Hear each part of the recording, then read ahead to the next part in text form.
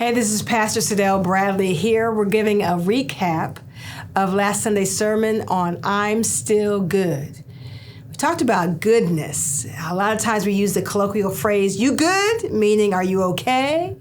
Or are we good? Meaning, are we still reconciled? Are we all right? Is there still a beef between us? You're good, I'm good, we're good can mean a whole lot of different things, but generally it doesn't mean I'm morally sound. I do good deeds. I think pure thoughts. My life is virtuous and holy. But biblical goodness is a quality of character that can be seen and brings forth a lot of good fruit. It is holiness in action, a life that is characterized by deeds that are motivated by righteousness, a desire to be a blessing to other people. That Greek word agathoni means uprightness of heart and life, goodness for the benefit of others. So sometimes that might be praying for an enemy, visiting the sick, healing someone's disease, confronting someone about a sin. All of those things demonstrate goodness.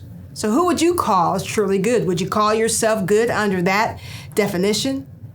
We found out that goodness is a fruit of the Spirit according to Galatians 5:22. And goodness comes only from God. It was never God's intent for us to know evil, sin, or wickedness. In the Garden of Eden, Adam and Eve only knew God and good. And what we have done is we've eaten from the tree of good, the knowledge of good and evil, and now we know all this stuff about wickedness. And sadly, we haven't practiced goodness in the same way. And God told them that if you eat of this tree, you will surely die. That means your innocence will be lost. Your goodness will be lost because all you take in is evil on social media and TV and our conversations, our relationships, because we want to know too much, but God only desired for us to know good. So we can move away from the lust of the eyes and the flesh and the pride of life, and we can become good people because our God, our Father, only wants good things for his children. Goodness is a virtue. Every tree that brings forth good fruit has good roots. Every tree that brings forth bad fruit has bad roots, and we are known by the fruit that we bear. And we can spill over goodness, or we can spill over rottenness, just like one bad apple spoils the whole bunch. One person's negative demeanor or bad behavior can affect a whole group of people, influencing them to similar negative attitudes or causing them to engage in the same bad behavior.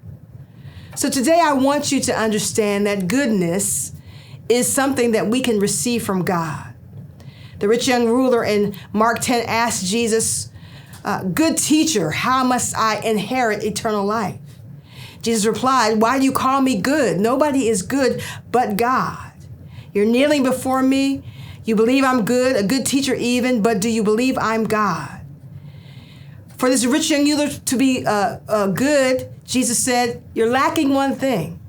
Sell everything you have and give to the poor, then you will have treasure in heaven. But he had so many possessions. He had so much wealth. He went away sorrowful. And he decided not to be good, not to follow Jesus. And so I want you to think about goodness.